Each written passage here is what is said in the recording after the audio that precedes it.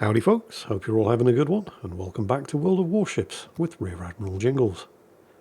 This is Sir Alvindor in the British Tier 10, let's call it a battle cruiser, HMS Incomparable. And he's not very happy. The reason he's not very happy is that he's in a Tier 10 ranked battle, 6 players per side, and there's an aircraft carrier in play. Who brings an aircraft carrier into a ranked battle? Apparently these guys do.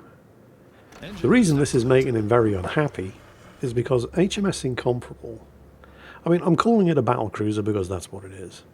It's kind of the ultimate expression of the First World War Royal Navy battle cruiser concept. Extremely fast, top speed of up to 35 knots, dirty, hooping, great big 20-inch or 508mm guns. So definitely battleship armament, but light cruiser armour protection. So no armour, pitiful amount of hit points, worse torpedo damage reduction than some cruisers, but hits like a truck, and to compensate for the terrible protection, very, very good stealth. Which means that in a ranked battle, where there's only 6 players per side, and you've got exactly the same amount of ocean to hide yourself in as in a regular battle, you can use the Incomparable speed and stealth to quickly get yourself out into a flank, and then use these hyper-accurate 20-inch guns to absolutely spank the broadsides of anybody on the enemy team unlucky enough to get spotted, except you can't when there's a carrier in play, because yes, he's already been spotted, so pretty much everybody knows where he's going to be. And in order to get this thing, and its 6 hyper-accurate 20-inch guns moving at speeds in excess of 33 knots, the whole thing is basically 100% engine. And it has no armour, hardly any hit points, and awful torpedo damage reduction. So aircraft carriers make this thing very, very unhappy. You come in a ranked battle to get away from them, and the buggers even follow you in there. It does still have these 20-inch guns though, and they are very, very good.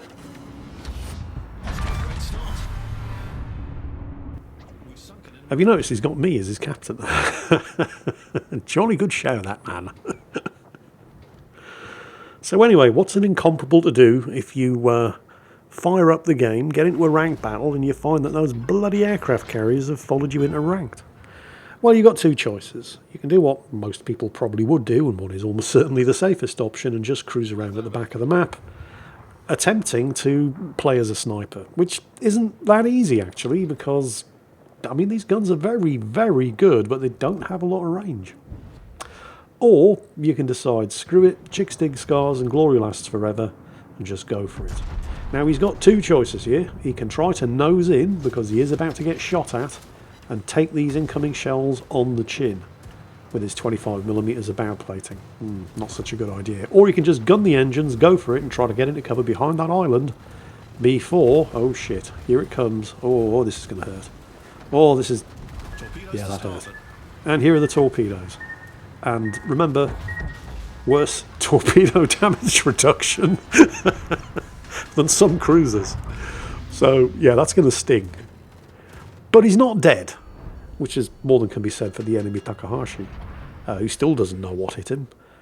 He's probably in no rush to move from this position, because he's reasonably safe here, and he is flipping a cap unopposed. In fact, the only thing that can really hit him here is the enemy carrier. Unfortunately, the enemy carrier knows that too. He is also flipping this cap unopposed, by the way.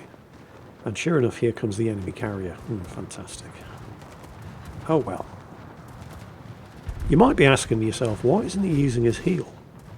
To compensate for its otherwise horrible survivability, the Incomparable actually has... yep, there's the carrier. It actually has an improved damage repair party.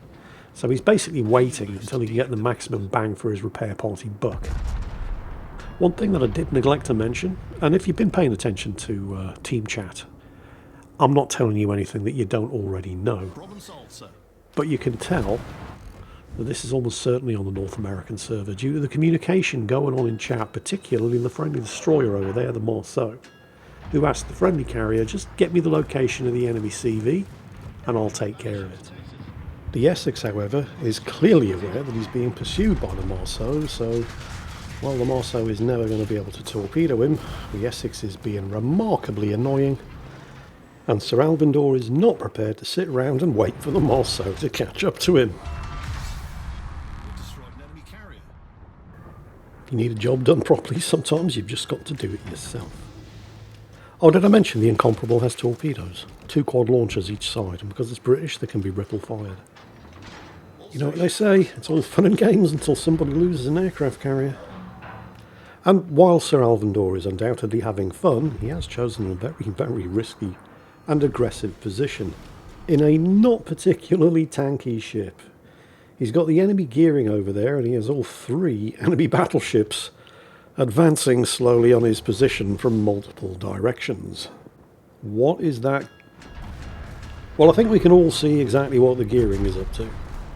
Now, 20-inch armour piercing is guaranteed to do nothing but over-penetrate on a destroyer, but, I mean, you know, 10% of a lot is still a fair amount.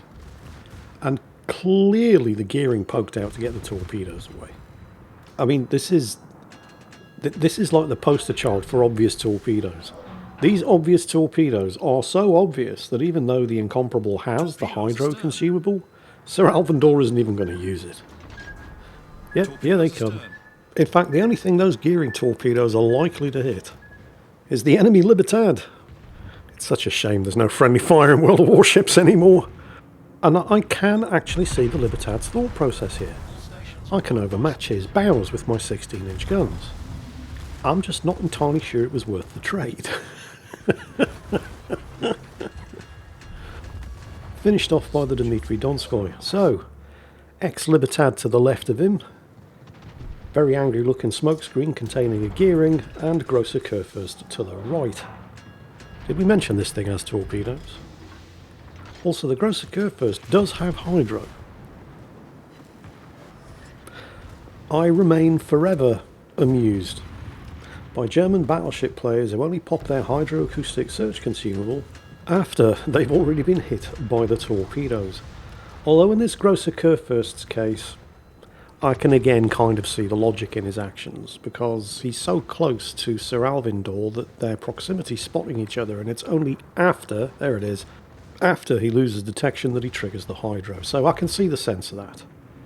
Not quite sure what the Kremlin thought he was going to achieve by coming out in front of an Incomparable's guns broadside on, and he was extremely lucky, or extremely Russian, to not get utterly blasted by that salvo of 4 20-inch shells.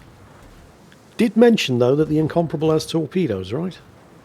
Friendly Dmitry Donskoy, once again, having Sir Alvindor's sloppy seconds there, finishing off the Grosser Kurfürst the same way he finished off the Libertad. And note, the whole time... Oh, wait for it! Wait for it! Remember the torpedoes? There they are. Oh, not a kill! Oh, give me a break. But note, the whole time, Sir Alvindor was never fighting, even though he was right in the thick of the entire enemy team. His positioning, using that island, ensured that he never had to fight more than one of them at a time. So what looked on paper like a 5-on-1 fight, in actual fact, because of the way Sir Alvindor was positioning the ship, was just a whole bunch of 1-on-1 fights.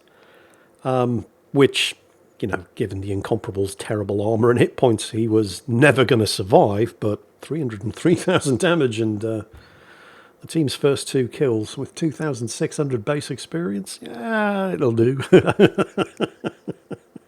I'm sure he's not complaining. You can thank the double flood from the torpedoes that pushed him over the 300,000 damage there right at the end. If the torpedoes had been a fraction of a second later getting there, the fires from the Grosser Kurfürst would have finished the Kremlin off, and this would have been a sub 300,000 damage game. But, well, RNGesus doth take away, but sometimes he also giveth.